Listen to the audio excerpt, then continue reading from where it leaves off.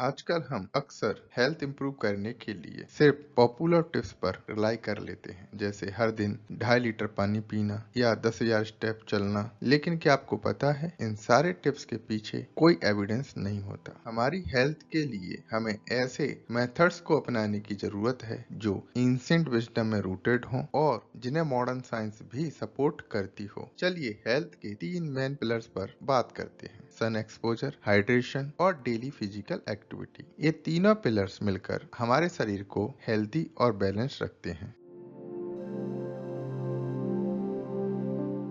Sun exposure हमारे health के लिए वाकई में बहुत जरूरी है। आजकल मॉडर्न साइंस भी इस बात को सपोर्ट करती है कि सनलाइट के बेनिफिट काफी व्यापक हैं। इससे सर्केडियन रिदम को रेगुलेट करने में मदद मिलती है, विटामिन डी प्रोडक्शन होता है और मूड भी बूस्ट होता है, जो मेंटल क्लियरिटी और वाइटलिटी को बढ़ाने में बड़ा रोल निभाता है। रिसर्च से ये भी साबित हुआ है कि सनलाइट हमारे स्लीप और इमोशनल हेल्थ को पॉजिटिवली इम्पैक्ट करती है। सन एक्सपोजर के बारे में अधिक जानने के लिए आप इस वीडियो को देखें, जिसका लिंक आपको डिस्क्रिप्शन में मिल जाएगा। जानें कैसे सिर्फ 5 मिनट में पाएं जबरदस्त सेहत।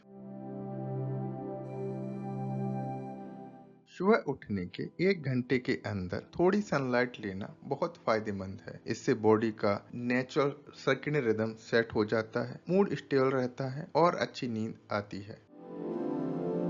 रोज 10 से 30 मिनट तक डायरेक्ट सन एक्सपोजर लेना, खास करके फेस, आर्म और लेग पर, विटामिन डी लेवल को इम्प्रूव करने में मदद करता है। विटामिन डी न सिर्फ इम्यूनिटी को बढ़ाता है, बल्कि बोन हेल्थ और मूड बैलेंस में भी सपोर्ट करता है। ध्यान रहे, एग्जैक्ट ड्यूरेशन आपकी स्किन टाइप और आपकी लोकेशन पर डिपेंड करता है, तो अपने हिसाब से एडजस्ट करना जरूरी है।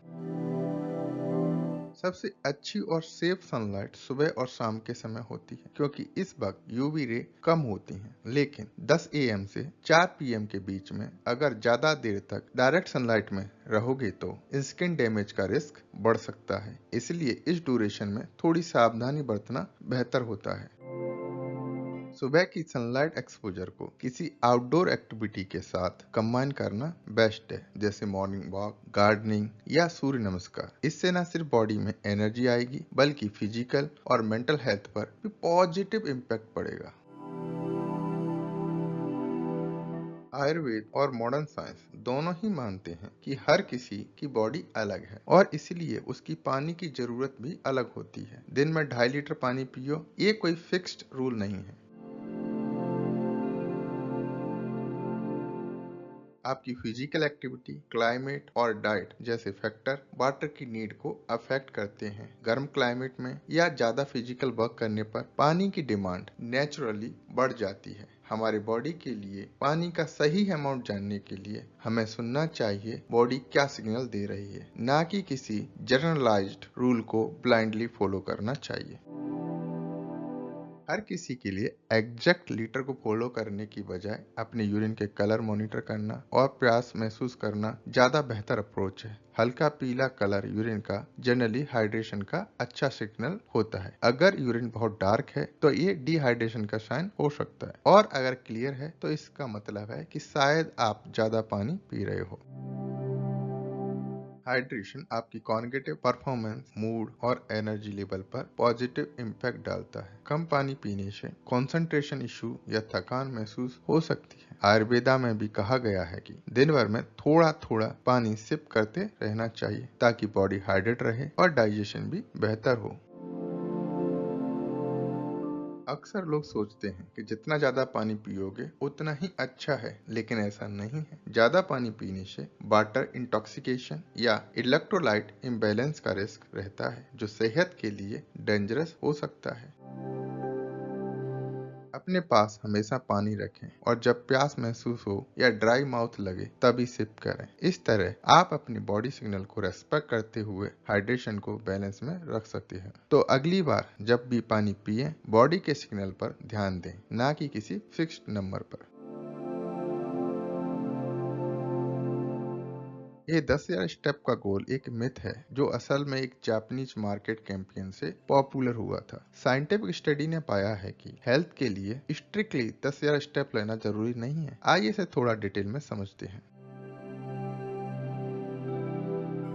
रिसर्च स्टडीज बताती है कि 6,000 से 8,000 स्टेप पर डे लेना all cause mortality, heart disease, cancer, dementia जैसे रिस्क को सिग्निफिकेंटली रिड्यूस करता है। इससे 30 से 60 मिनट की डेली वॉक में अचीव किया जा सकता है।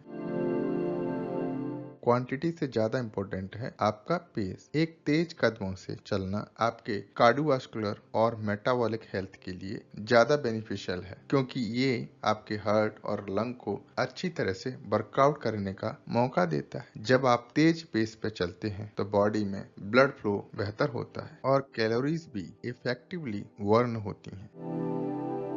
सिर्फ स्टेप काउंट करने की बजाय डेली कंसिस्टेंसी और वैरायटी ऑफ मूवमेंट पे फोकस करना और भी फायदेमंद है। For example, yoga, strength training, flexibility exercise जैसे मूवमेंट इंक्लूड करने से आपके मसल अलग अलग तरीके से एंगेज होते हैं और बॉडी में ओवरऑल बैलेंस और स्ट्रेंथ इंप्रूव होती है।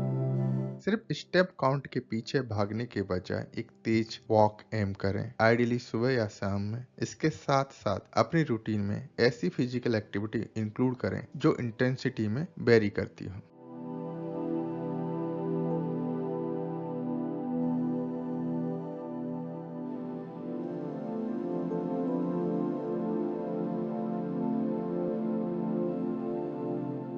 फास्टिंग पर यह वीडियो पूरी तरह से एक गाइड की तरह है, जो आपको सही तरीके से लंबी उम्र और बेहतर सेहत पाने का तरीका बताएगा। इसमें हम समझेंगे कि कब और कैसे फास्टिंग करनी चाहिए ताकि इसका अधिकतम फायदा मिल सके।